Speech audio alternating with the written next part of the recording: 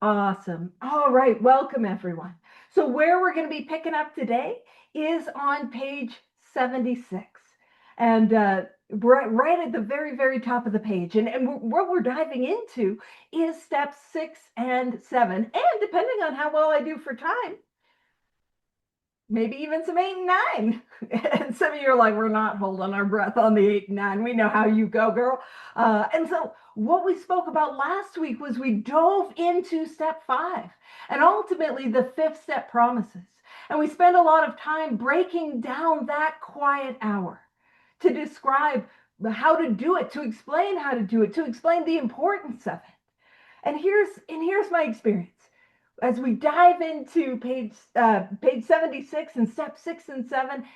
Man, 6 and 7 are like prime willingness real estate. So let's dive in and let's see what I mean when I talk about this. So it says if we can answer to our satisfaction. Now, the question that it's referring to are the questions that we were asking ourselves in the quiet hour. Have I been fearless and thorough? Have I built this solid spiritual structure? Or have I tried to make mortar without sand? And it'd be a little like using Elmer's glue to try to stick the bricks of my life together. We want to use some actual cement on that. We don't want to do like bubblegum lick and stick sort of deal. We want the fabric of our existence to kind of be held together with some weight. So, is there anything that we missed in step 1, in step 2, in step 3, in step 4, and in step 5? Were we fearless? Were we thorough? Did we lay it all bare? And we spoke last week of if there was something that we missed, something that we left off, like, that's okay. What do? We go take it to our sponsor, go take it to the person that was receiving our fifth step. Then one of the things we also spoke about is I love to ask, of course, obviously myself, like I'm going to be like, okay, was I? But more than that, I love that idea that any time in this book it says we ask that is a prayer. And so not only can I ask myself if I've been fearless and thorough, but I can ask God, higher power, creator, spirit of the universe. I can ask, have I been fearless and thorough? And so if after that quiet hour, we can answer to our satisfaction, yes, I have no stone unturned. We put the stones in place. We're building this arch. We're going to be free, rock and roll. Yes. It says we look at step 6. Now, step 6.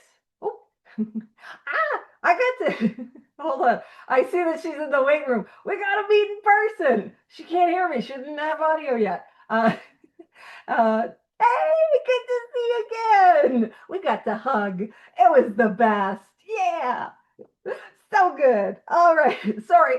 If you guys are wondering, the attention span that I normally have, which is minimal at best, is so much worse today. So I want to thank you ahead of time for putting up with me. So step 6. What step 6, as it's written on page 59, and I'm going to read from the original manuscript. It says, we're entirely willing that God remove all these defects of character. So when we look at the 6th step, what we're talking about is willingness. Willingness. So, and this is what I mean when I'm like, 6 and 7 is prime willingness real estate. Do you guys remember that meme when it was like, that's top real estate? I can't remember what it was, but it's like this is the property value on the willingness right here. Oh man, it is it. See, I don't know about you, but for me, I am never more willing to have my defects of character removed than right after I told God and another human being about how much they destroyed my life and the lives of those around me, and then spent an hour really sitting in that. But also right before I go out and I make amends for those things. There's an intuitive balance that we've got here in 6 and 7. Like this is where I am the most willing. And it says, we have emphasized willingness as being indispensable. So that the emphasis is on the right syllable. The emphasis is on willingness. So when we talk about step 6, what I am meant to do is to grow in willingness. which I'll let you know when I first approached the sixth step, and actually more than the first time, I'm like, come on, I want to do it. Do you know what I mean?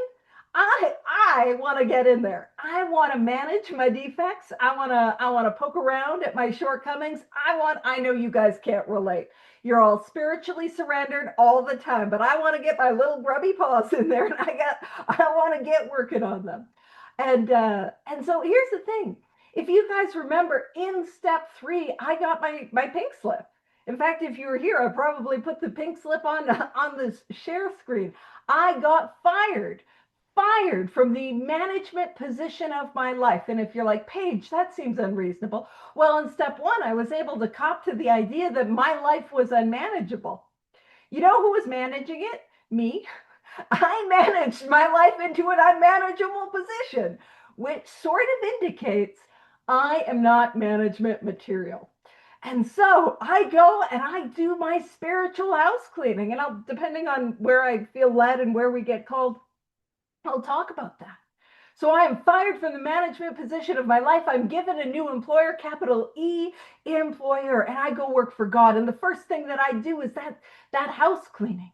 I begin to clean up the house in step 4. I pull down those newspapers, those resentments. I deal with the bottles and cans, my fears, and I deal with the dead cats behind the freezer. No cats were harmed in the making of this metaphor, but my sex conduct, I deal with that. In step 5, I get all that stuff out of the house. And you see, I drag it to the curb. And step 6 is all about just becoming willing for the cosmic garbage men to come and take it away. And you see, I'm doing that house cleaning, and all right, I'm working for God. And after all of that house cleaning, and after being fearless and thorough in step 5, I'm like, man, do I get a spiritual promotion? Do I get to go up that corporate spiritual ladder? Like, ooh, do I get a corner office, spiritually speaking? I will assure you no. But I want to be the one to get in there. I want to be the one to do it. I want to be the one to overcome my defects of character. And it's like, nope, I get moved to the willingness department. Oh man, my job, my responsibility is willingness. God's responsibility, God, higher power, creator, spirit of the universe. God's responsibility is defect removal. Got some news. Defect removal, it's upper management. I got fired from upper management. So it is not my business, which I want it to be. But we can, again, let's hold our own experience up to that light. Do you guys know what it's like to get in there and try to manage a defect? And I'm not talking about, those little ones that, yeah, I can exert my willpower on, and I get a little bit of a change. And actually, it's summertime, and some of you guys probably enjoying pools. We don't really have a lot of those where I live. Rob's got a pool, and you know what's rude? He hasn't invited us over for a pool party. I'm cool, Rob. But Rob's got, yeah, what's up with that? We're going to have to take him through the columns. But when you were kids, and you'd be in the pool, or like last week when you were in the pool, no judge, but when you got all those balls, and you would like try to hold as many balls or like floaty devices under the water as you possibly could. You guys know that game? Yeah, so you do. That's a little, I don't know about you, that's a little like me trying to manage my defects of character. I'm trying to hold them under the water, and then I don't know what keeps happening. Somebody's throwing in more floaties, and I'm trying to get more and more, and they just keep popping to the surface. It doesn't work me trying to manage. And of course, I can do some of them, but the ones that are especially egregious, the ones that I desperately need freedom from, man, I can't seem to keep them underwater long enough. They keep bubbling up to the surface. So my job is simply to become willing. And the process of step 4 begins to illuminate. I can't be willing to have something removed that I don't know is there. There's that saying, and I can't remember who said it. It was a famous person, but apparently not so famous that who said it permeated my brain.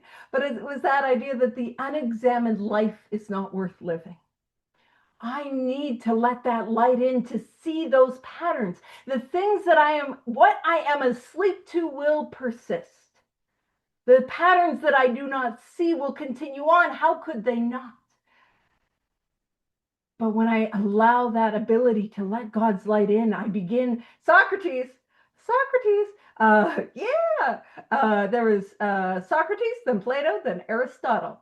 Because I can't remember names, but I can remember that order of philosophers in the historical context.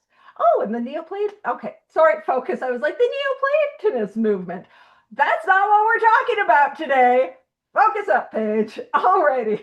It's bad today. Yeah, actually, keeping balls underwater, that's like me trying to keep a train of thought. Like, oh, that is a curvy road I'm trying to follow. That doesn't work. Uh, so, but when we talk about this idea, my job is to be willing.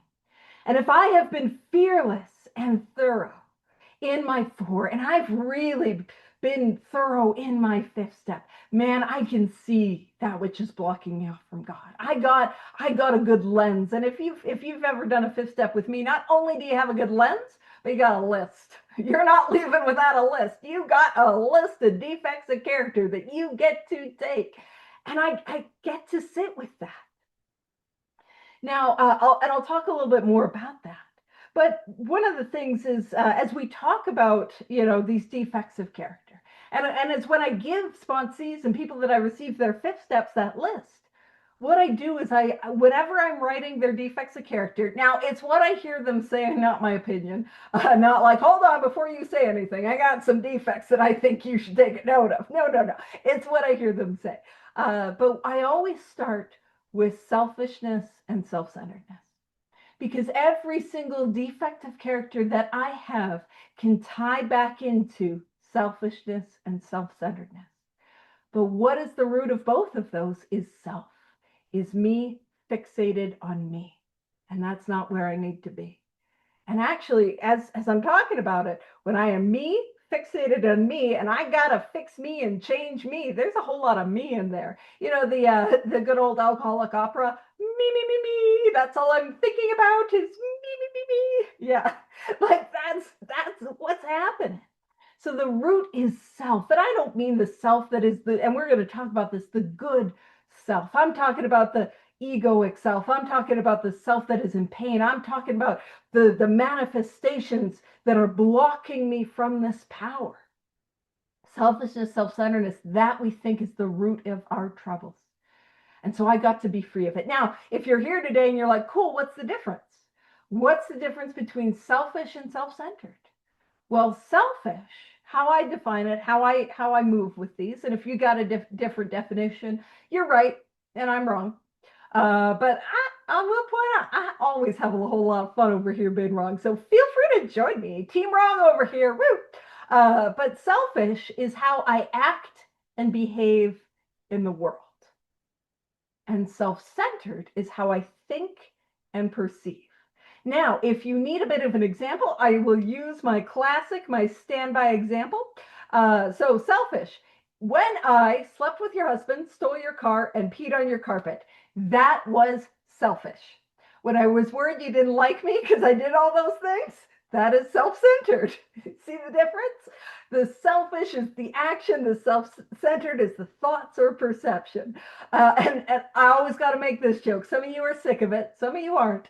I'm just kidding. I would never do any of those. It was linoleum. Yeah. Yeah, you get it. So the root, the manifestations of self can all tie back to selfishness, self-centeredness. And we can tie it back. Like we see any of the self-centered fears is rooted in that self-centeredness, that perception. And like when I lie to you, that's selfish. When I steal from you, that's selfish. When I show up with that view of entitlement, that's self-centered. And so we begin, like when I'm judging you in my little noodle, and I promise you today, that little noodle is little, and it is a pool noodle that won't stay in place. It's actually today, it's probably a pool noodle that some 12-year-old boy is picking up and like flinging at his sister. That's how my brain's working today. Some of you have been like, I told them 8 times, don't hit your sister, already. Yeah, Brett, you got the pool noodle. That's what's happening in my brain today. She's got it. Yeah. Uh, but so we talk selfishness, self-centeredness, like that's what's blocking us. So I need to be aware of it. I need to see what it is. It's different manifestations. So yeah, judgment, that is self-centered. But when I gossip about my little opinions, that's selfish. So again, and do those labels matter? No. Do you have to perfectly label your defects of character? No. We can see them. So you know what I mean? Even if you don't have a perfect name, we can see them. We can feel them. We know that thing that happens in our gut. We know what happens in our chest when it gets just a little off kilter. And you know you're going to do a thing that you don't want to do. You're in that groove, that rut. Like we can feel it. So don't have to name it perfectly, but we do have to have eyes on those patterns. So we have emphasized willingness as being indispensable. Now, when I talk about willingness, I talk about it quite a lot because a lot of times we assume willingness looks a certain way. We assume willingness looks like, oh boy, I can't wait to do that. I'd love to. What a fun proposition. I'd love it. That is not what willingness looks like. Well, it can, but for most of us, that's not the pattern of willingness we have. The pattern of willingness looks a little like, I don't want to. I'm scared. I don't know who I will be, but I'll do it anyways. That is what willingness can look like. You've nagged me about it enough. Fine, I'll do it. Great. That doing it is the willingness. And willingness builds momentum. So it says, are we now ready to let God remove? God remove. And this is important. It is God that is doing the removing. And if you're like me and you've had some defects that you thought were fundamental to who you were, these things that you identified as defects, and it's like, that's not a defect. That's just me, like genuinely. And actually, I'll share this with you guys. A defect that was fundamental to who I was and was something that I thought defined who I was self-pity and negativity. And some of y'all would be like, what? What? And I have this friend, I spoke to her a couple of years ago, and I remember this phone call very vividly because I'm like, oh, this is going to be helpful. Well, I was speaking with her, and she said, Paige, when I first met you, now when she first met me, I was about year 2, maybe year 3 sober. So this was not brand spanking new Paige. But she said, Paige, when I first met you, you were the most. Now, I just want to take a pause there. The most, I win. I win. Doesn't matter what you're bringing to the table. I win. I am the most. She said, you were the most negative and self-deprecating person that I had ever met. I win. But some of you are like, that does not seem to be the case. Because who I am today is not that same person. And literally, I was the sort of person I could roll into a room. I was rolling when it was bad. I could roll into a room and I could suck the energy out of a room. That is who I was. Now I just bring good vibes. I'm showing up and I'm like, we're clapping at this meeting. I know I'm one of those. I'm the worst. Don't invite me. I mean, I'll come to your home group. It'll be fun. But I'm going to be like, woo, that is who I am. Now I couldn't do that fake it till I make it in the sense of, not that that's a bad idea, in the sense of take the actions regardless of how I feel. And as a result, I will change. But there were times when I tried to be like, how's it going? And I would say, fine. Or how's it going? And I would just try to avoid, I had really good question evasion. Like, how's it going? I am all the better for the inquiry. Like, woo, that's a way to dodge it. All of those ways to avoid being honest about where I was and what was going on. And the most pain that I felt was when the mask that I was wearing was a far, like arm's reach away from what was really going on. And you see, I couldn't keep those balls down. It didn't work, but a change happened to me. And I didn't need to be perfectly willing to be Little Miss Chipper Pants. I just needed to be willing to go after God like my life depended on it. And I couldn't do anything about my negativity on my own power. And it's this little beautiful mirror of like step 1, step 2, and step 3 that happens here in 6 and 7. You see, in step 6, I'm realizing, like on step 1, well, quiet hour, step 6, I'm realizing, like in step 1, I can't be free of this thing on my own power. I can't overcome it on my own. And in step 2, just like I'm experiencing 6 and 7, but there is a power that is greater. Just like there's a power that is greater than my addiction, whatever brings you to this all-inclusive study, there's a power that is greater than whatever defect of character that feels fundamental to who I am. There's a power that is bigger. And the third step, as it ties in, am I willing to take the actions that will allow this power to work? I got some bad news. After I do 6 and 7, you know how I let this power work? I go do my amends. I know. There's a lot of times in the rooms I'll hear things like, "Oh, you can't make amends if you're still acting out on that defective character." I can't tell you how often I got freedom from that defective character after I made the amends.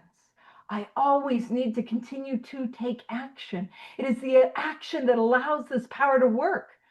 It's almost like this chapter is called Into Action or something. Wild. Oh, all right. So it says, are we now ready to let God remove from us all the things which we have admitted are objectionable? So if we have a list, we can have a look at that list and we can ask ourselves, am I willing for God to take this away? Am I willing? And you might see some things where it's like, man, like all of it, like all of my dishonesty, all of my self-seeking. Some of you might have some defects that pertain to like sexual behaviors. Like, what? I'm not going to have any fun? Like all of it. Am I willing to give it all to God? To this power that's clearly doing a better job managing my life than I am? All of it. And I love that the book is going to continue to meet me where I'm at, because it says, can he now take them all, every one? If we still cling to something, we will not let go. So if I am here and I'm like, I can't let go, I can't not cling to it, it says we ask.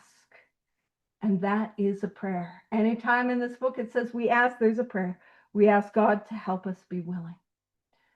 Did y'all know there is a 6-step prayer? There it is. We focus on the 7-step one, but this is the example of the book meeting us where we're at, right? And we can see that repetition for emphasis.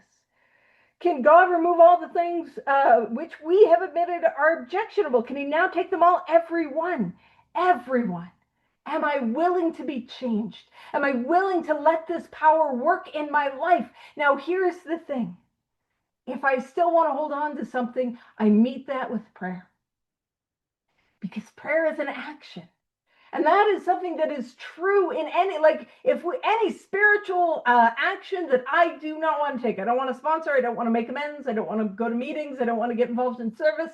I don't want to pray. I don't want to meditate. Well, it's a little hard to pray if we don't want to pray, but just do it anyways. Don't want to do a 5th step. Don't want to.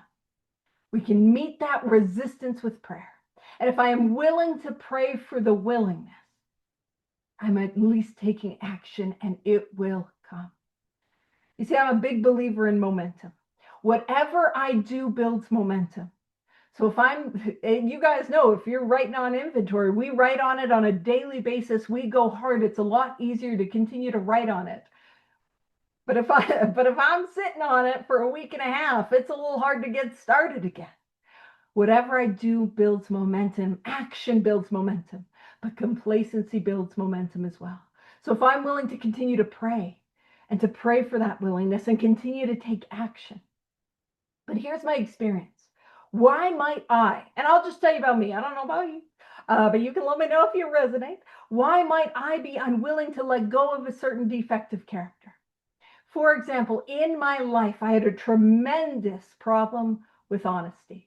Now, it's not cash register honesty. It wasn't. It wasn't honesty in the sense of I've never been like a chronic liar in those sorts of ways. But it was honest about what my limitations were. I would say yes when everything in me needed me to say no. And I don't have a problem with that still. It doesn't matter how many big book studies I do. Don't have a look at that. Don't have a look at that.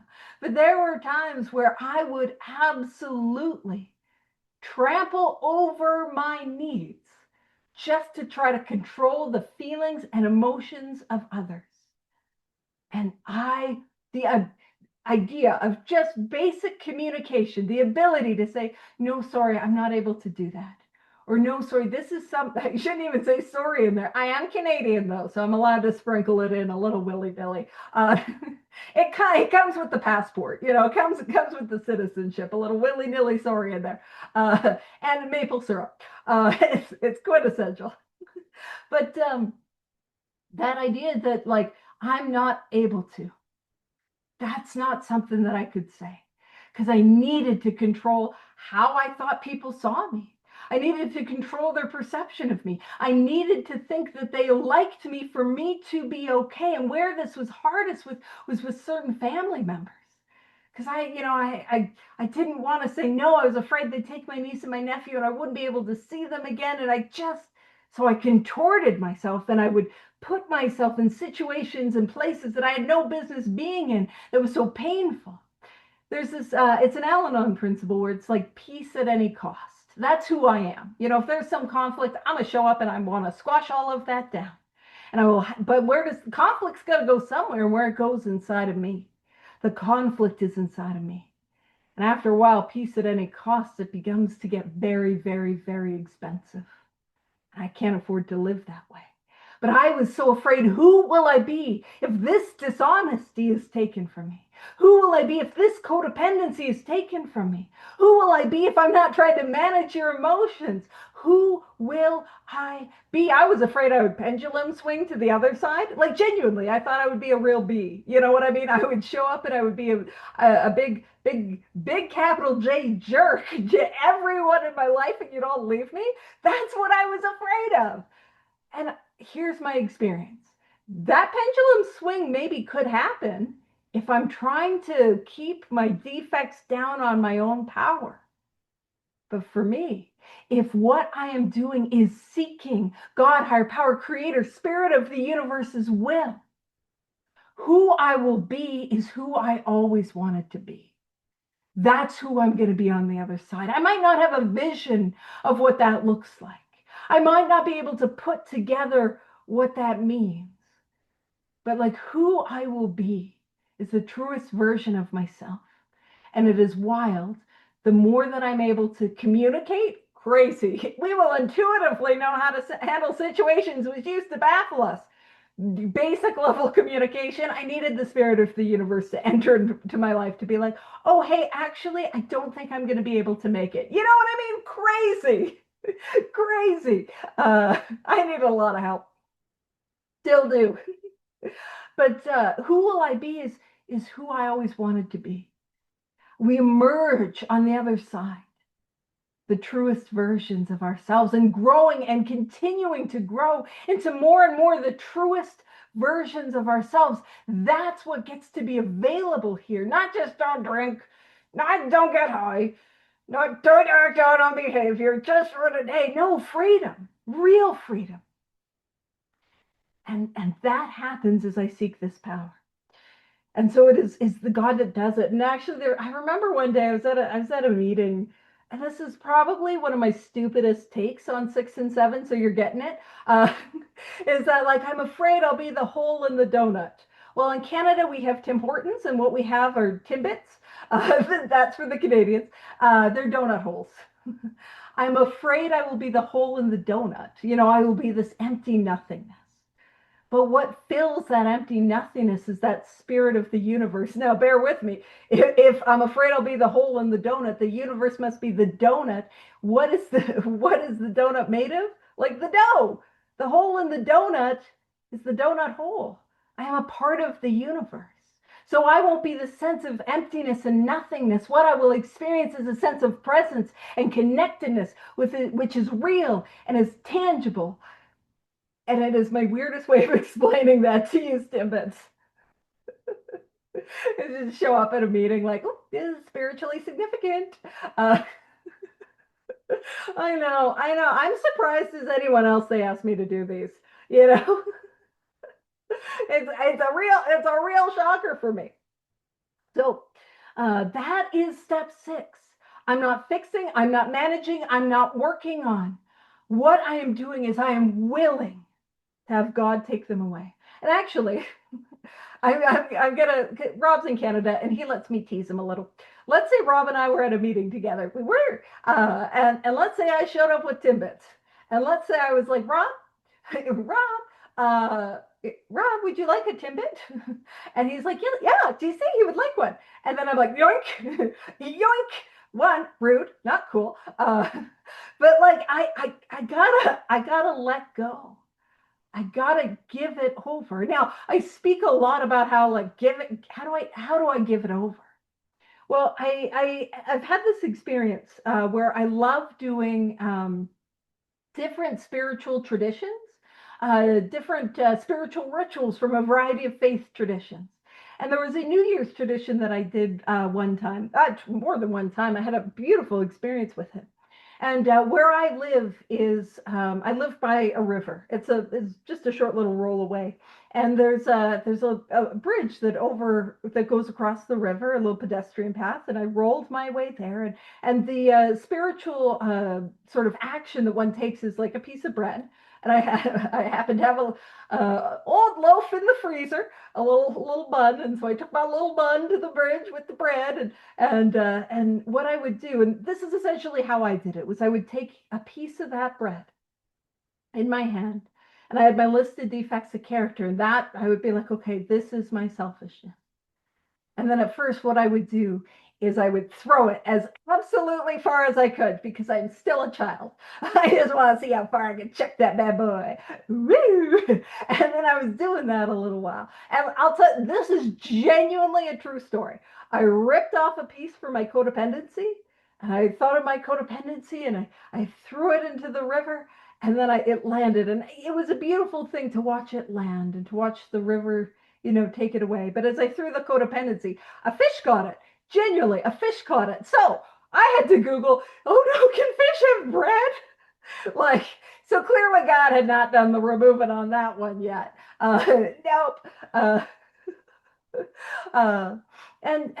But one of the things that started happening is I realized it wasn't so much a throwing of my defects of character as it was simply a letting go. Now, bear with me with this. I normally, it's weird that I don't have holes in my mouth, but I normally will have holes in my mouth because my throat gets dry from doing a lot of talking, and I'll have little Halls wrappers all over the place. Now, imagine this little Halls wrapper is a defect of character. And here's what I can do is I can use my self-will on this defect of character. Like I am using my hand, I'm scrunching it up. It is self-will all the way. And it's right there. It's still right there. And I'm not going to because it's just going to make a mess. And I'm not really in the mood to clean that up. But I could rip it and tear it apart. And it would still be right there. It would still be there. And you see, what do I do when it comes to these defects of character? What I do is it's not even a chucking it. It's not even a letting go. Imagine the hand of God. All I'm going to do is I'm going to reach for that hand of God, and it falls. That's the process of step 6 and 7 for me, is I'm simply reaching for God, and the defect of character falls away. It falls away. Now, I had a sponsee, I have a sponsee, she's wonderful. And she was like, but Paige, how do I demonstrate that willingness? And I took her back to Bill's story. I must turn in all things to the capital F, capital L, Father of light who presides over us all. I'm turning in all things to God, higher power, creator, spirit of the universe. And when I do that, these things fall. I'm sure I've shared this story with you guys before, but I'll share it again because it's applicable. It was so it would have been 2021, because that would have been the 10-year anniversary of when I got sick, June of 2021. And I was having a hard time with that 10-year anniversary. And I could feel that self beginning to rise up. Like I could feel that like rise of self-pity. And I was having freedom, and I'm like, I want to go back there, and so I dove into some work. Like I was diving into this step work, and I remember I was doing this big inventory, and I was doing some fun, like doing it a while. You gotta have a little fun with it. And I was doing the meditation for everyone on my resentments, the loving kindness, the 552 as a meditation, the Tonglen, the Honoponopono. I was doing it all, and I was having a great time. I was writing inventory, taking names, my inventory, and it was good. And I remember that inventory. A lot of what that inventory was my judgment of others, and they weren't doing it right. I know you guys can't relate. I'm sure you guys can't relate to this big book study right now. She's doing it wrong. I'm doing it though. But like I was riddled with that like judgment. And I remember I was taking a break from writing, and I was listening to a spiritual audiobook. And in the book there was this line, and it said, I cannot say I love God if I do not love his children. And in that moment, I felt the judgment fall from me. I felt it fall from me. And it was really gone in a way that I could not have ever done on my own. And see, that is what I mean when I say I reach for God and I turn to God and it falls. And when it falls, it means I know I didn't do it. I didn't overcome it. It happened to me. I received the gift. And actually, man, I'm not, you can tell, pool noodle over here. I'm all over the place. I still haven't even explained what is a defect, a character, and a shortcoming, and the difference. We'll do that after. There's no difference. Spoilers. All right. We talk about receive the gift. And it's July, so this isn't my most apt metaphor. The pool noodle worked better. But I really believe that sobriety, and deeper than that, emotional sobriety, is a gift. And what I mean by that is I did not earn it. I did not deserve it. I did not become worthy of it. You see, I was out now in Vancouver, and on the way to go to the big meeting at the stadium, we had to go not far from East Hastings. And if you know anything about Canada, you know East Hastings. And that is, one of the most impoverished, drug addicted, like the pain and suffering that happens in that Maine and Hastings is indescribable. And see me getting to roll to this convention to go look at the flags and have a wonderful time. You see, I did not deserve it any more or any less than anyone that was out there dying of this illness. And then they had the old timers at the meeting, 50 years plus, there's over 10,000 years of sobriety. And I did not deserve it any more or any less than them. I did not earn it. I did not become worthy of it. I did not deserve it. What happens is I take a series of actions and I receive this gift. Now, this is a big book study, and I know I got my big book nerds. And some of y'all will say, Paige, it's not a gift. It says the price must be paid. And the price that has to be paid is destruction of self-centeredness. And what I did not realize is the price that I was paying to receive the gift was a part of the gift all along. It is the self-centeredness that keeps me in pain. It is the self-centeredness that keeps me stuck. It is the self-centeredness that keeps me in that story of how awful I am and how much my life sucks, and it would only be better if and when and then, and yeah, I have to, and this and that, and I need and I want, and what about me? That. And when I destroy that, I get the gift. And how I describe it is a little like Christmas morning. And if you imagine Christmas morning, and I always describe it like this, the Christmas tree. It's all aglow. Yeah, just like that one over there, Eileen. It's all aglow. It's a little too early. Some of y'all remember a little too early, so there is no sunlight. It is dark, but the tree's glowing, and it's got the lights, it's got the tinsel, it's got all the bells, the balls, all of it, the bows. And underneath that tree is a gift, and it is wrapped with the most beautiful, immaculate, just wonderful wrapping paper. A big bow. It's like not like how I wrap, like they measured and stuff before I was wrapped. I measure with my heart, which is what I think you're supposed to do with like sugar or garlic, not wrapping paper, but like immaculately wrapped. And it's under the tree.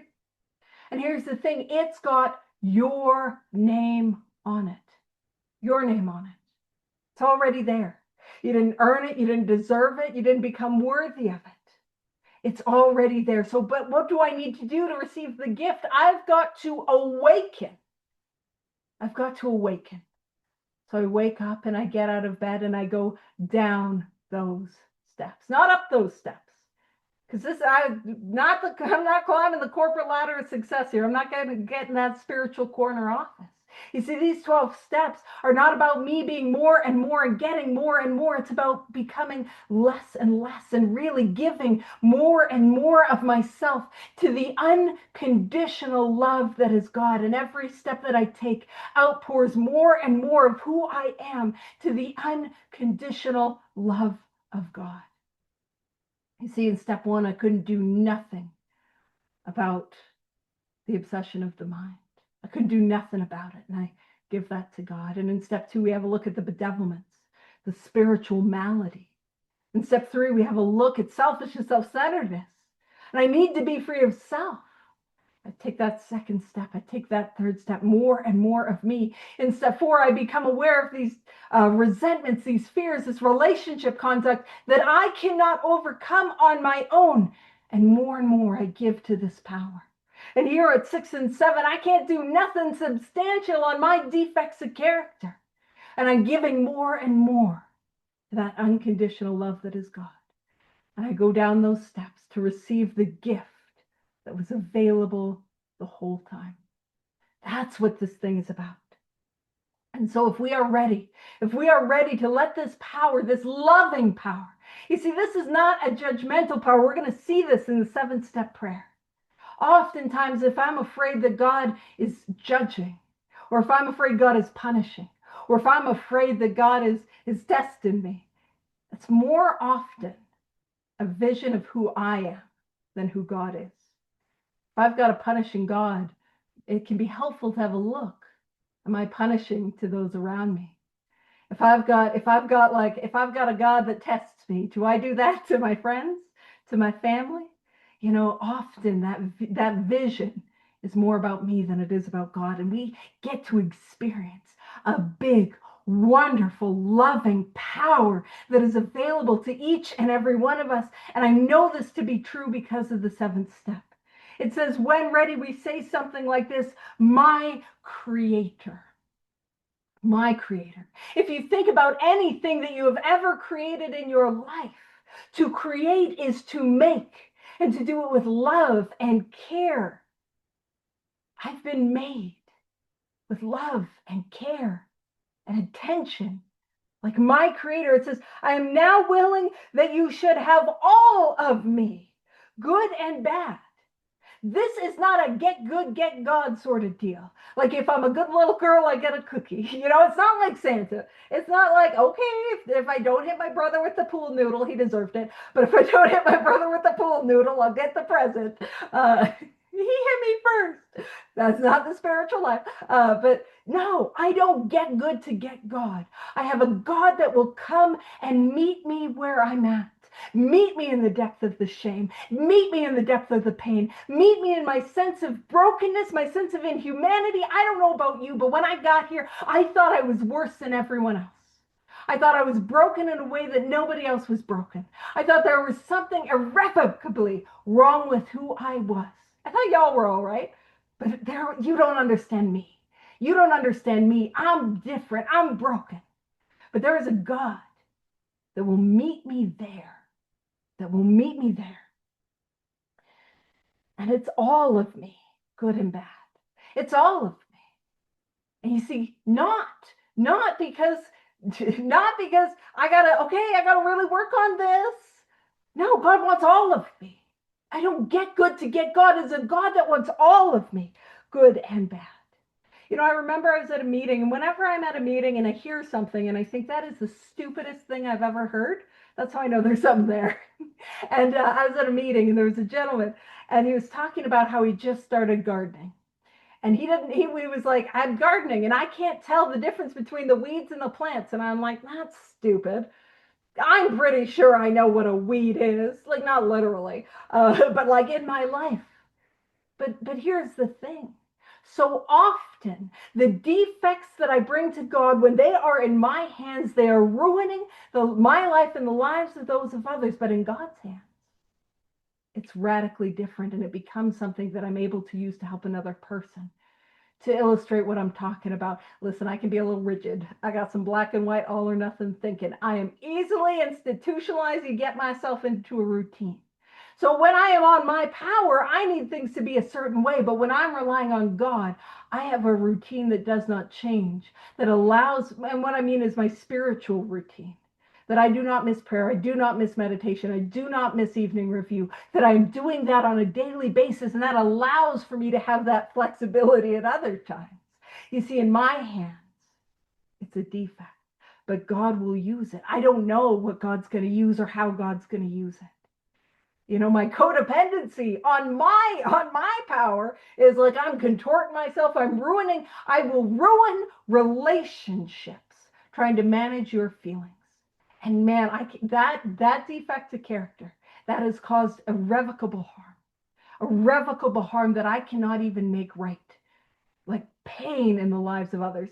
Codependency, people pleasing, it's not so bad. It is.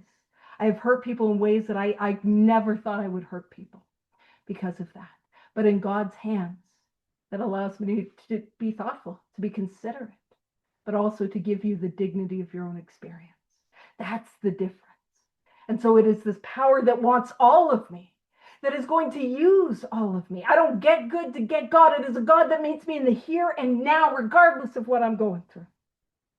It says, I pray that you now remove from me. So it is God that is doing the removing. I'm not doing it. God does the removing. And if you're somebody that works with act as if or act the opposite, that's fine. That didn't resonate with me. That didn't work for me. I just seek in all things this power which is God. So it says, I pray that you now remove from me every single defect of character which stands in the way of my usefulness to you and my fellows. Take away everything that is in the way of my use to you and my fellows. You know what that means? That means a couple of things. The first thing that means is this is a God that wants me, that wants to use me, that will use me to help that power and to help my fellows. That's what's on offer. You see, I thought I was the biggest waste of space when I got here, but what we experience is a God that wants me, that will use me. I get to be of use to others. That's what's available. But what that also means is that I am not my defects. I am not my defects. You see, I come here thinking the core of who I am is broken and wrong. But if it can be removed, if it can fall away, it is not me. And what the seventh step is pointing to is something that is transformational. At the core of who I am, which means at the core of who you are, is good, is worthy, is valuable, is a spark. You don't have, if this is a way you don't view it, that's cool, but a spark of the divine. The core of who you are is good, is good. Now, if you're like me, you're fighting me on it. You're like, no, maybe Rob, but not me, you're fighting me on it. But that's what the seventh step is saying. Because if it is not me, it is removed. And what is removed is good. The core of who you are is good. I never thought that could be true. And you know how it happened for me? I began to get a little hint of that when I did the 7th step, when I had an experience with the 7th step. But it was really when I received the 5 steps of other alcoholics, other addicts. And you would share with me the worst things about yourselves. And I could see the inherent goodness that you were. I could see that. And you guys know I talk about I love them more. I love you more. There's not a chance in heck I'm doing better than God in the love department. This little pool noodle? Absolutely not. Absolutely not. I'm not doing better than God in the love department. I can't do nothing about my defects of character. So I'm not doing better than God. That's what's available. This unconditional force of love that gets to work in and through us. And all I'm trying to do is get the stuff that is not me out of the way so that force of God can work through me. That's what's happening. Good and bad. I pray that you now remove from me every single defective character which stands in the way of my usefulness to you and my fellows. You see, in the 3rd step, I made that promise. I am going to work for God. The 7th step is a continuation of this promise. I've done a couple talks where I talk about the threads of the 3rd step. I make that commitment, and the subsequent steps allow me to fulfill that commitment. It says, grant me strength as I go out from here to do your bidding, to work for God. And so what, before I talk about amen, what is God's will for me after I say that 7th step prayer? Go make amends. Which again is rude. I kind of want I want something fun. Give me a fun little job. Make amends. Oh, not cool, man. But make amends. And as I was talking about the beautiful interplay that we saw with steps 1 and 2 and 3, that we see with 6 and 7, there is also beautiful interplay that we see with 7 and step 10. You see, there is the truth that I'm going to say the 7th step prayer and I will still be human. That I'm not going to be perfect. Because if I was perfect, I would not have the experience of being able to grow in my relationship with this power. My defects are what allow me to grow. My defects are what allow me to be of use to others. I talk about my sponsor. He shares about this idea that y'all don't care that I showed up on time. You know what I mean? You don't care that I showed up on time. You're like, yeah, we expect that of you. But when I share with you how I've fallen short, when I share with you how I've missed the mark, when I share with you the mistakes that I've made and how I've gotten freedom, how I've made that right, oh, that's helpful. This is a power that uses all of us. Nothing gets wasted. I describe this as the economy of grace. You see, when I'm running the show, let me tell you, it's not good. The economics on this thing, I also budget with my heart. Apparently, you're supposed to use numbers. But everything I touch, when I'm in self, man, it turns to ash in my hands. But when I'm in God's hands, everything is useful. The worst things I've ever done, the worst things I've ever been through, it all becomes useful and valuable. And it's only here that I found where that could be the case. So we get to go from here to do God's bidding, to work for God, to continue that promise we made in the 3rd step. And it says amen. And this is the only prayer that's got an amen on it. And this was another thing that I heard at a meeting. And I was like, this is the stupidest thing I've ever heard. And so it's probably true. Because that's how this seems to work. And it was that idea that there's no prayer at the end of the 3rd step because 4 through 7 itself is a prayer. 4 through 7 itself is a prayer. Can I live my life as a prayer? Am I doing that? Am I living my life in that way? And of course, I fall short. We all fall short. But can I live my life as a prayer?